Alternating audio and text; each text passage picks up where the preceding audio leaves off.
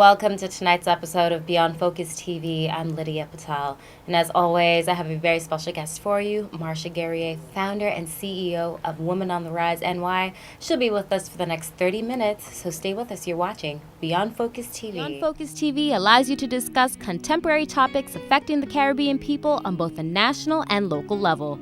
The show features informed guests who offer insight, debate, and evaluate various issues. Beyond Focus TV builds on the station's mission to provide useful information to the Caribbean people in New York and abroad. Beyond Focus TV, where our viewing audience can get educated, informed, and empowered.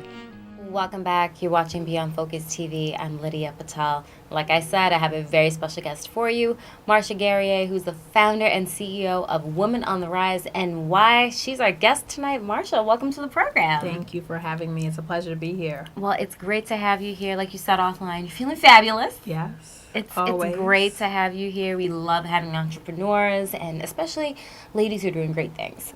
You know, it's funny how we actually met because of my women's group that I'm a part of, Ladies of Third Thursday, you know, yes. Sharon. So shout out to our lady Sharon. Thank you, Sharon. But she helped, connect us all together because that's what this is all about, really connecting women who are on the rise. Yes, absolutely. I love it when women get together and feel that inner strength of power from connecting with one another and from being inspired by the things that we're watching each other do. Mm-hmm. And uplifting each other as we are rising. So that's why it's called Women on the Rise. Absolutely. And that's something important because our community has been known.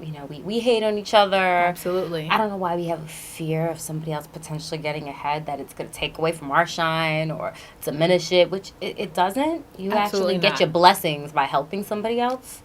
My number one thing that I tell women, and I love to remind them that what is for you is meant for you. God can't take anything away from you. Another human being can't take anything away from you. It's important that you get grounded and connected to that message, and then you would find all the flourish and the beautiful things that are happening to you. It's amazing you said that because my mother always, that's something she says all the time. What is for you is for you. You can't run. Don't try to run faster than you could go. Yep. You know what I mean? Yep. And grab anyone down on your way up. That is absolutely not the way to go, and will soon enough be your detriment. Oh my God. I mean, I've seen that so many times where people try to, what's the best way to describe this? You know when you try to put down somebody to make yourself look good? Yes. Oh, do I ever. I know people that no matter what, they say they're in women empowerment, they say that they're for the sisterhood, but every time they speak, they're talking negatively about someone else to make themselves look good, especially in the entrepreneurship, the small business arena. Oh my goodness, yes. We're all trying to get a piece of the pie, but people forget there are millions of people on this earth that need everything that you have to offer.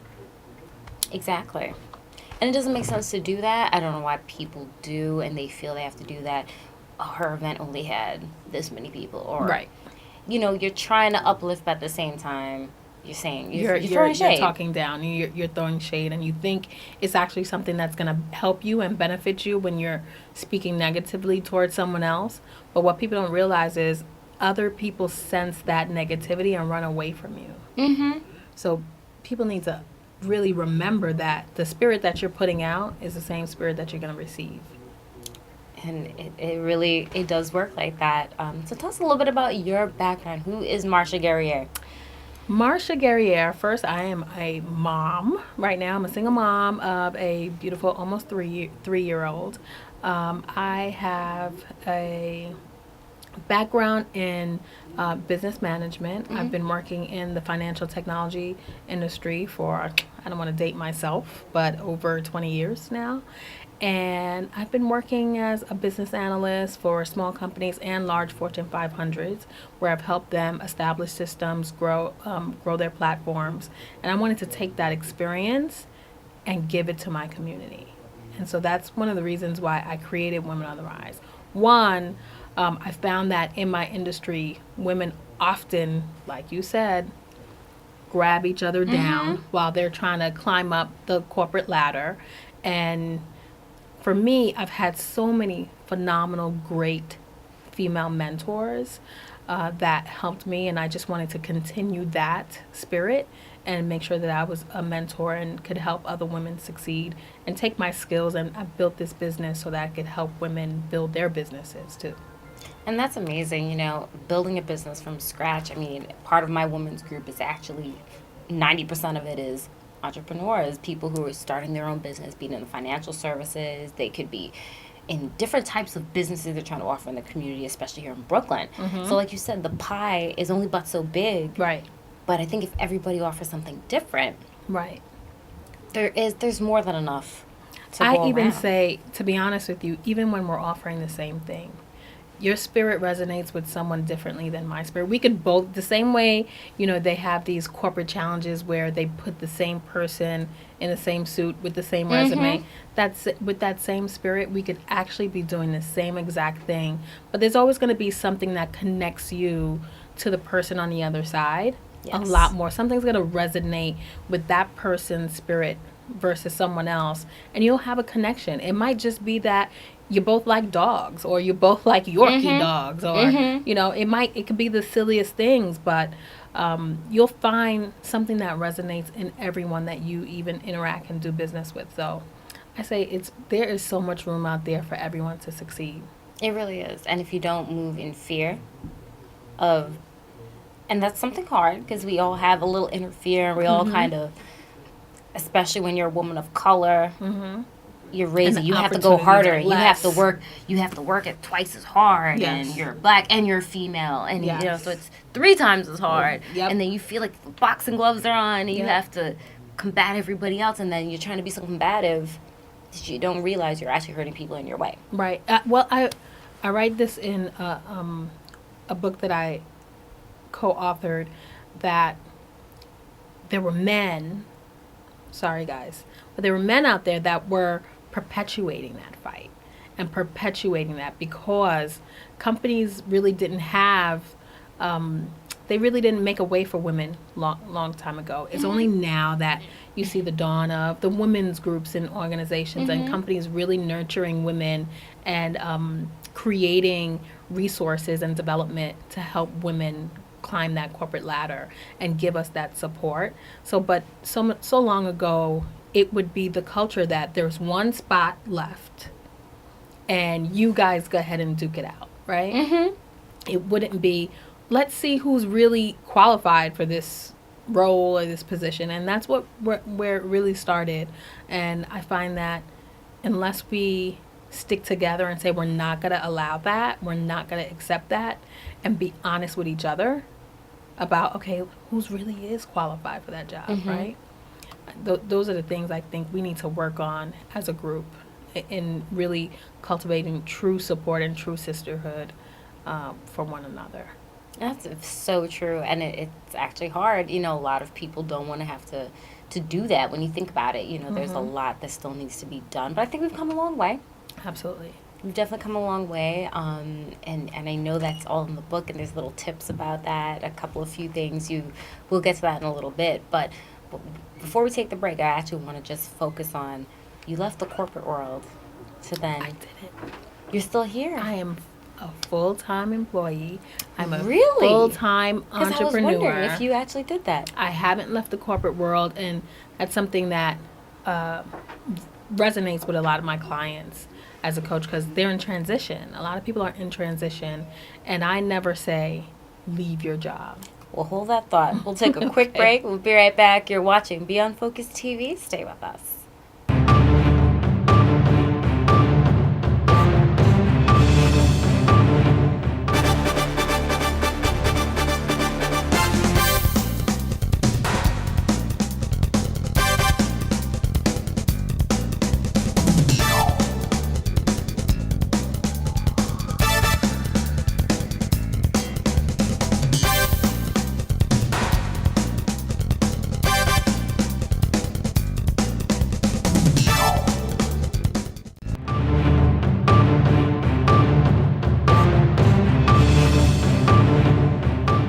back here watching Beyond Focus TV. I'm Lydia Patel, sitting here with Marsha Guerrier.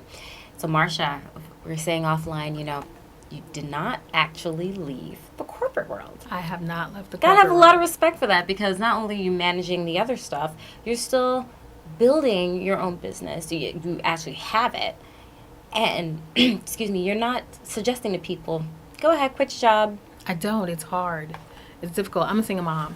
And because of the community that I reach for my business, financially, it's not the great thing, a smart thing for me to do. And I'm actually probably able to reach more people and to assist more people because of that, because I'm not in it for all the money.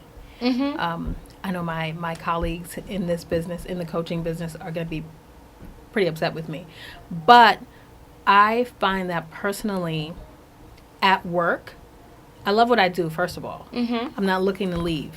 If you love what you do, why leave? I just happen to have an entrepreneurial spirit while I'm working full time. And I think that's okay. I am able, especially in my field in technology, all the things that I learn, if you're not in it, you're not winning. You're not learning. I'm learning so much day to day in my day-to-day job that I'm able to give those resources, give the tools and tips that I'm learning every day and transfer them into my business and give them to my clients that don't have the accessibility to learn the type of things that I do. So I find it for me personally, it is, I'm not unhappy in my job. There are a lot of people that I come across that are unhappy in their job. So they think that entrepreneurship, That's a way out. It's a way out. It's not a But way it's out. actually not. It's Because not a when way you no out. longer have that direct deposit every 2 weeks, Yes. that's the first thing that when I speak to any entrepreneur, they're like, so what was that first moment when you realized that second Friday came? And you're like, oh shit. Crickets. The Crickets. bank- you look down the and you're bank is like, like crickets. Nothing's happening. Nothing's you coming got to get in. up and grind. You're your own boss, which it has a lot of great advantages. It does. But you have to be. It's a bigger struggle. It's a Yes. harder struggle. It's a different struggle. That's why I wrote the book on life balance, because I am a full-time employee. I have a full-time entrepreneurial business, small You're a business. full-time mother. I'm a full-time mom. And dare I tell you, I run a full-time nonprofit organization as well. So that's another thing that I do. But it's all in balancing the things that are important to me and having them at different times. I have it all, and it may seem like I have it. I don't have the husband, though. I don't have the relationship that'll come when it's time, right? Of course. But I do nurture relationships. It's very important that you have relationships that you do nurture. I do have that aspect in my life. And so balancing things, knowing your values, first of all, that's first and foremost, I must say, for obtaining and reaching a balanced life. And then prioritizing things. I don't need to do it all every day. Not every day, true. right? So these are the things that we talk about in the book, Life Balance for Women on the Rise. Well, I actually want to talk a little bit more about the book. So, of course, this is a question I ask all authors who sit in my chair. I always want to know, because by the time the book is published, usually it's an idea in your head. It was kind of written, let's say it got released this year, but it may have been, it's a process. Yes. Before it got here. You may have conceptualized this in your head 5 years ago, 10 years ago. So what's the journey with this book? So I have been always in search of balance, always in search of what's my thing, what is perfection, trying to make my life fit into this perfect little box. And then I realized that I needed to take a step back and really look at all areas of my life, examine them, and determine what's good and what's bad about each of them. And then create an action plan to help me feel success in those areas. And I said feel success, being success. It could mean If you feel different it, things. you could start. You could start to manifest it. Yes. Right? So as I